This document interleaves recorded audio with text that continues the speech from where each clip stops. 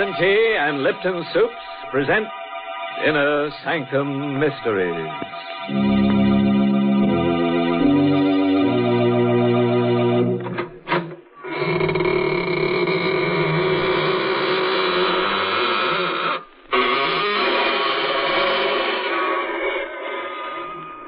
Good evening, friends of the Inner Sanctum. All waiting to go through the squeaking door. What a long line. But everybody's here tonight. The line reaches right to the edge of the grave. Been waiting long. What? 7 days and 7 nights? Dear, you should have knocked. I can always slip the latch string out and you could hang around properly. Why, Mr. Host, people don't need a latch string to do that. Didn't you know that all our listeners hang on your every word? Oh, yes, Mary. There's no better place than Inner Sanctum for people to get the news. Or the news. As a matter of fact, we have some good news for our listeners right now. Folks, there's a new delight waiting for you when you try Lipton tea. Now, many of you may have been drinking tea for years, but until you taste Lipton, you just don't know the full pleasure of tea at its delicious best. Lipton, you see, has brisk flavor. In fact, brisk is the very word that tea experts themselves use to describe Lipton's spirited, full-bodied flavor. Unlike ordinary dull-tasting teas, Lipton's is never flat, but always hearty, satisfying. Lipton tea gives you more contentment in every cup.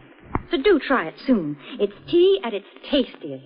Lipton tea, with that grand, brisk flavor.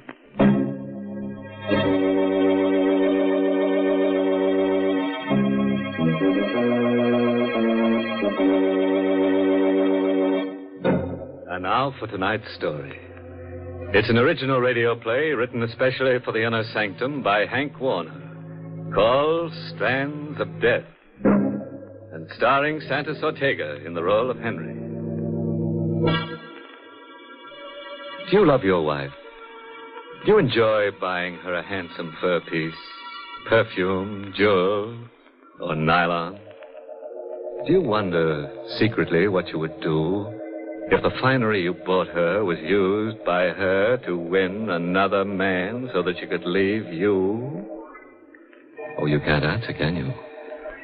Well, this is the story of one man who can.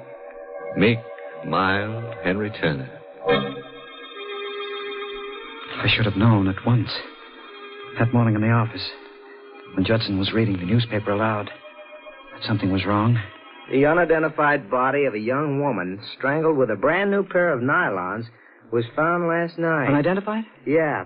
In the hallway of a rooming house at 72 Beach Street. Unidentified? Near the body, which was fully clothed, police found a handbag containing a sales slip from the Silvertone Hosiery Company. Incredible. Police are at a loss to Helen always carried identification, charge account, keys. Much to discover. And a second pair of nylons. But if it wasn't Helen... No.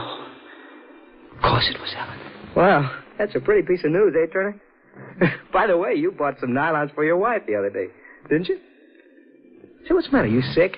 Was I sick? Johnson wanted to know.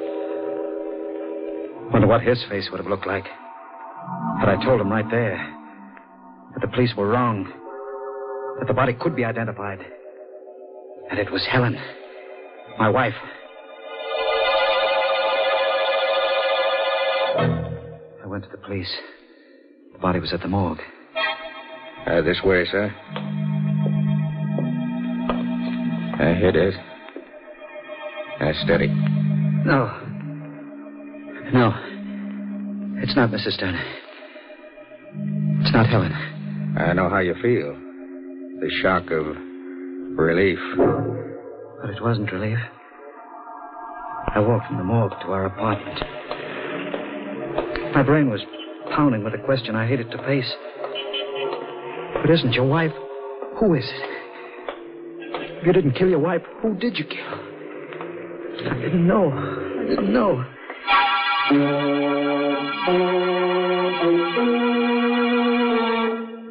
I got to the apartment.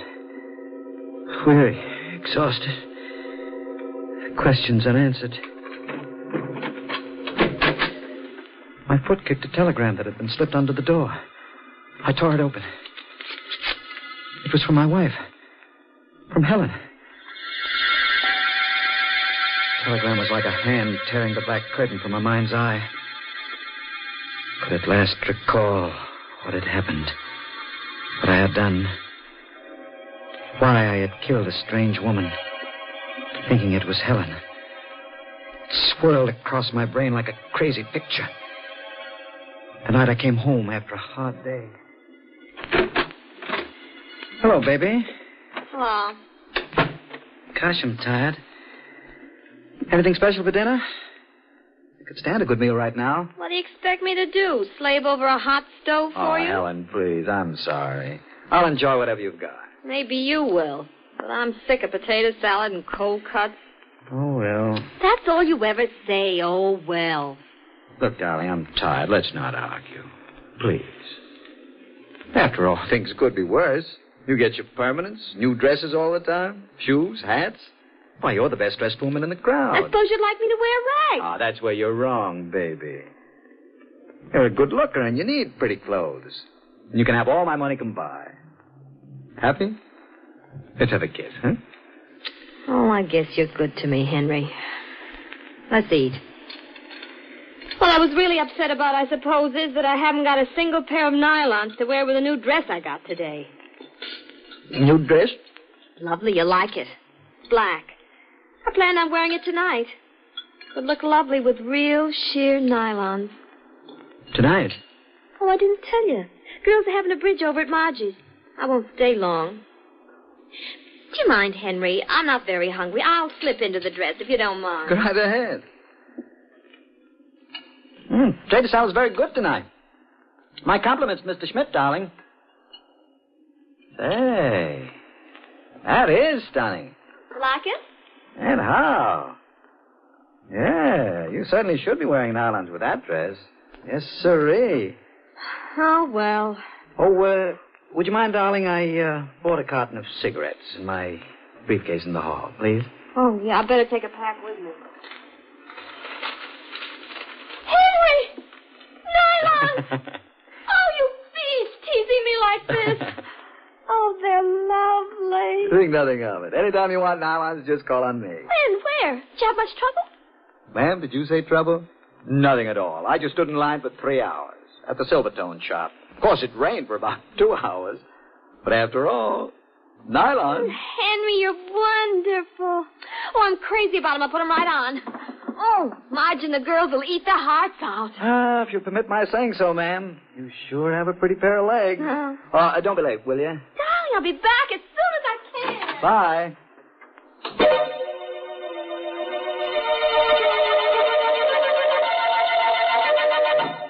I sat around listening to the radio and reading the paper, waiting for Helen to come back. Hello? Oh, Henry. Helen there? Oh, hello, Marge. Didn't she?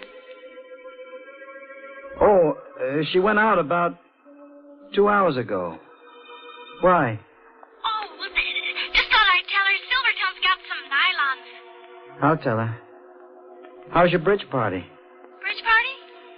Well, that's tomorrow night. Be sure and remind her, please. I will, Marge. All right. Good night.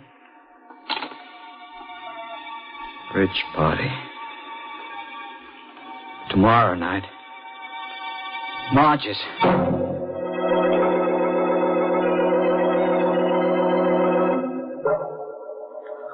tried to sleep. I couldn't. I rolled around from side to side, thinking, wondering. It was no use. I got out of bed. I paced the floor. I didn't dare call Dottie's. Hello, darling. Helen, where are you? Lake Placid. Surprise. Billy chartered a plane, just like that. Took Dottie and her husband and me. When do you expect to get home? Oh, in a couple of days. Billy wants to take in some skiing. Oh?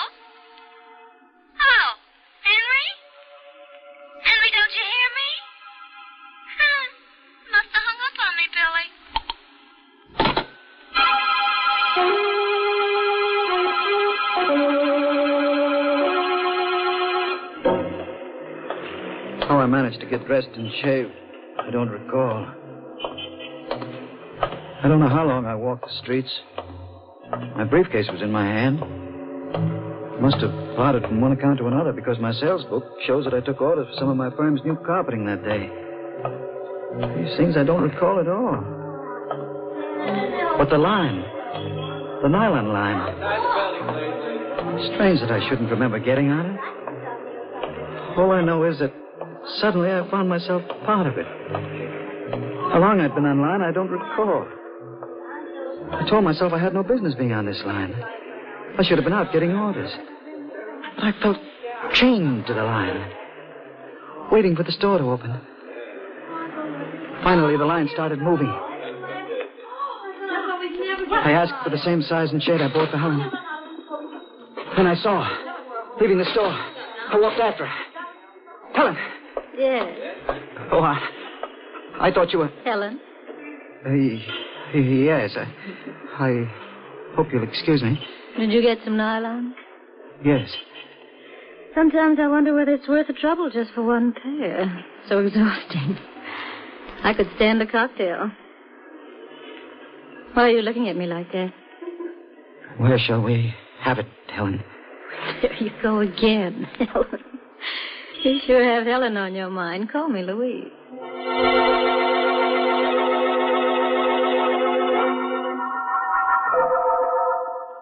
We had the cocktails.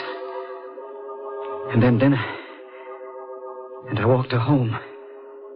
In the hallway. This hall light seems to be out all the time. Well, it's been a lovely evening. You really need those nylons? I reached over to kiss her. She turned her head, swung her back to me. I put my arms around her waist, kissed her neck. What's Helen got that I haven't got? I got them for you, Helen. What shade? Rosy dawn. How smooth and soft they are. They look lovely against your pretty white skin. Tickling my neck.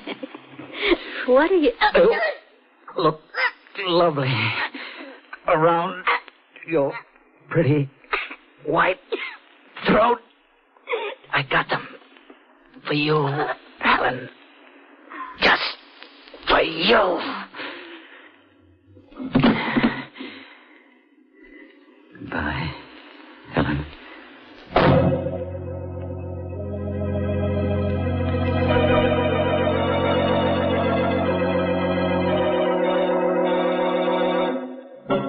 Well, that's what happens in a dark hallway when a girl embarks on, shall we say, sheer folly. Oh, Mr. Host, to think there probably were people who would have helped Louise just inside that doorway. But they couldn't hear her, Mary. Nylon stockings aren't like chains. They don't rattle when they're wrapped round someone's throat. Well, at that hour of the night, folks aren't expecting murders on their doorsteps. The family was probably out in the kitchen having a last-minute snack before bedtime. Perhaps the radio was on, and they were all listening to the latest news headlines. Meanwhile, Mother would be fixing up a plate of sandwiches and brewing up a pot of Lipton tea. For Lipton tea would surely be part of the picture. Served with a late evening snack, it gives a happy ending to the day. And because it's so relaxing and enjoyable, a piping hot cup of Lipton's adds extra delight to any meal. Why waste time just thinking about it? Why not get a package of Lipton tea tomorrow and treat yourself to its mellow, full-bodied flavor? Remember, Lipton's gives you brisk flavor.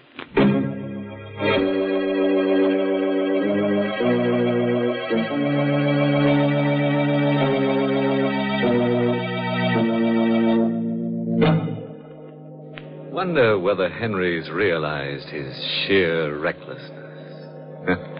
Pretty thin, isn't it? Poor fellow has just strangled Louise. A nylon collie baby, if ever there was one. Under the impression he was killing his wife, Helen. Let's see what else he has to say about the telegram he just got from his dear, dear wife.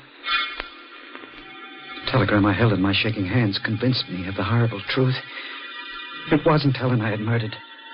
The telegram was dated the very night in which I had strangled the unidentified woman. Please don't be too angry with me. It is for the best. I've decided to marry Billy as soon as we can get divorced. I'll be home in a couple of days to pick up my clothes. Please don't be too unhappy. Please don't be too unhappy. I wasn't. I was beyond that. I would never be unhappy again. Or happy. I felt only one desire. Kill Helen.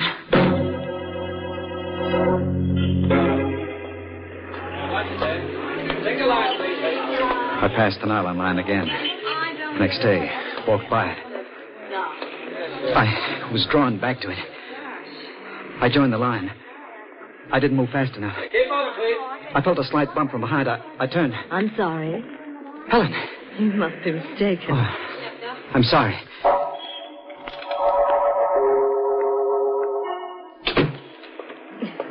We got in just in time. They're closing. Sold out.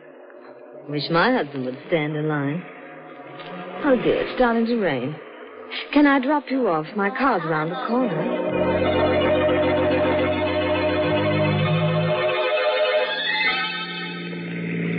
We drove a bit into the country. She was nice. Just bored. We pulled into a side road. He's out of town so much. My arm was around her shoulder. She snuggled against me. The same heady perfume. Helen's perfume. My free hand reached for the bag with the nylons. Thanks, dear. They hung around her like a necklace. I pulled both ends and twisted.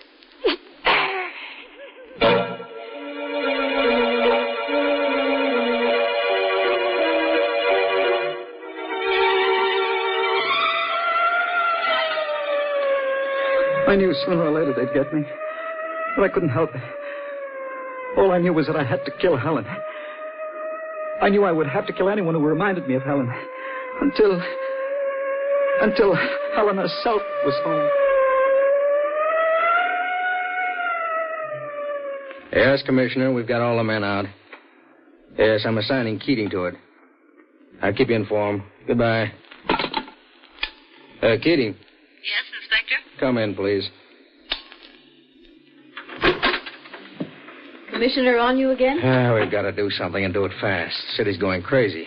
It's only an idea, but it may work. You know the details. Both women wore the same size stockings, same shade. Both used the same perfume, same size clothes. Both pretty, same color hair. Eyes, yours. Want me to dye my hair? Right. Now, those nylons, both pairs and the extra pairs found on the women came from the Silvertone shop on Madison Avenue. What about a fur coat? Take your pick of the two with the property clerk.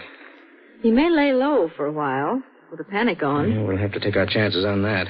But if this is the work of a madman, and it looks like it, he'll try it again. Now, drop everything. We'll arrange to have you hang around the counter.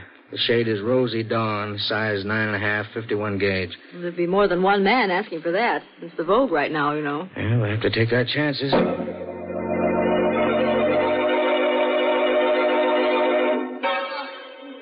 Yes, mister, what's yours? Make up your mind, mister. There's lots of people waiting. Oh, I beg your pardon. I was just looking over there. I thought I recognized someone. Size and shade, please. Rosy Dawn, 9.5, 51 gauge. They're down there. I'll get them. Rosy Dawn, 9.5. Rosy Dawn, 9.5, 51 gauge, Lieutenant Keating. Thank you. Would you mind stepping up this way, ma'am? This is the last box. That gentleman wants a pair, too. No, not at all. Oh, I beg your pardon. Helen. Oh, you must be mistaken. Oh, I'm sorry. You look so much like... How much, please? $1.65. I'm sorry to keep staring at you. You still think I'm Helen? Could be. Well? Care for a lift? I'm taking a cab to 51st and 3rd Avenue. I don't mind. I live down near 2nd.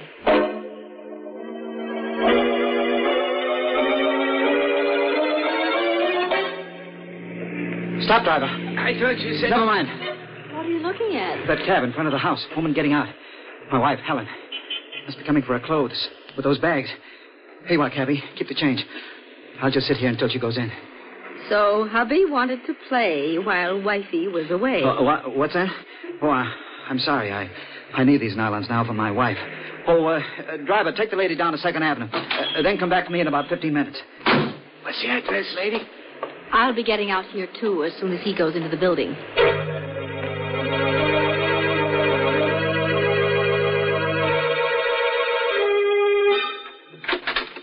Who's there? Anybody there? That you, Henry? Yes, darling. It's me. You scared me. I scared you? Mild, meek, adoring Henry? Your husband?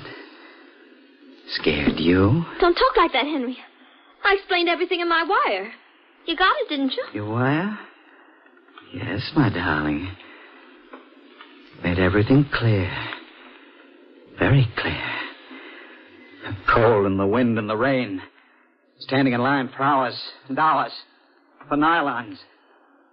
My darling. Don't come near me. Stay away from me. Don't be alarmed, darling. I brought you some nylons. Look. Pretty? I really don't need them. I got plenty. But you won't need any more after these. Stop it! You won't need any more nylons. I could hear her trying to revive Helen. It was no use. She'd come in too late. And she bent over me. Summoning what strength I had, I grabbed her leg, tripped her. Wait. As her head hit the floor, the gun dropped. I grabbed it. Better not. Get up. Sit in that chair. You're the nylon murderer, aren't you? Yes. You're a detective. Pretty smart. What are you going to do? Strange. I wanted to kill you. When I saw you in the store, Miss, Lieutenant Keating. Now that Helen is gone, I feel at peace. I don't want to kill anyone. I know how you feel, Henry. I loved her. You believe that, don't you? Sure. She was no good. Get up. What for? Get up, I said. I'll walk over to that closet. Go on. Open the door. Now turn around. Don't try anything or I'll have to shoot. Walk in. I'm sorry. So sorry, Miss Keating. Now, they can come and get you.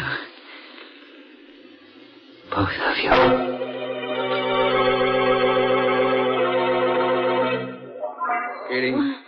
Keating, you all right? Nasty bump, Inspector. Did he get away? He was bleeding pretty badly. Now, the blood leads into the bedroom. What? That crazy fool. He's hanged himself. With nylons. Crazy? I wonder. Cut him down, Brady. Well, too late, Inspector. There's a note on the floor. Let's see it. Miss Keating will understand. Do you, Lieutenant? Yes, Inspector. I do.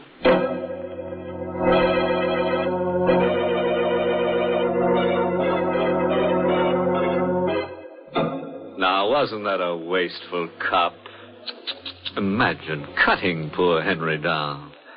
Ruined a perfectly good pair of nylon. You should have untied the knot. Well, one way or another, it goes to prove that when you've got a case of nylons, you've got your hands full. As for poor Henry, one way or another, he faces a long stretch. Well, there's one good thing about it, Mr. Host. With Henry dead, ladies can stand in nylon lines once again without being afraid. Yes, Mary, tomorrow is another and a happier day for the ladies. Oh, but it needn't be just for the ladies, Mr. Host. Tomorrow can be a red-letter day for their families, too. That is, if they remember to put Lipton tea on tomorrow's grocery order tonight. How about that, friend? Jot it down right now so you'll surely remember. It'll be doing yourself and your family a good turn, because you'll all love grand Lipton tea. Everybody does. Because Lipton's has such delightful, brisk flavor. Because it's so satisfying and zestful. Don't let another day go by without trying it, will you? Tomorrow, be sure it's Lipton tea you ask for and Lipton's you get. Because Lipton tea has that wonderful, brisk flavor.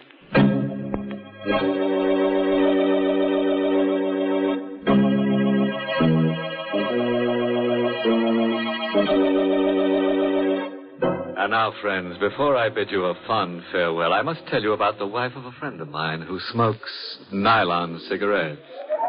Yes, it burns her up. She has to roll her own, but she sure gets a run for her money. Oh, by the way, this month's Inner Sanctum mystery novel is The Lying Lady by Robert Finnegan. And next week, the makers of Lipton Tea and Lipton Soups bring you another Inner Sanctum story directed by Hyman Brown, starring Victor Moore, the famous Hollywood and Broadway star. It's called Murders in the Morgue. A scalp-raising, toe-tingling story about a little man and a big knife and girl. Lots of girls. But most of them will be no good to anybody because they end up dead. Until next week, then, and our special star, Victor Moore, good night. Pleasant dreams.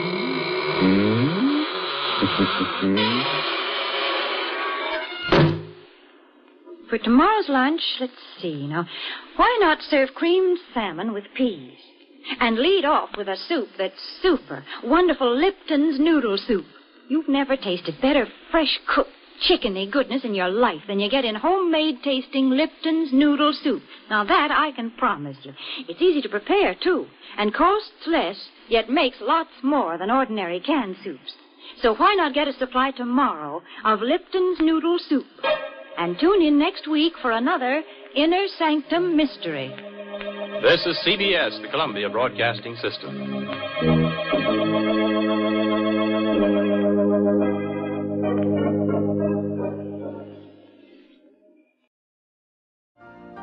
You've been listening to the OTR Gold Network. Find more classic radio at otrgold.com.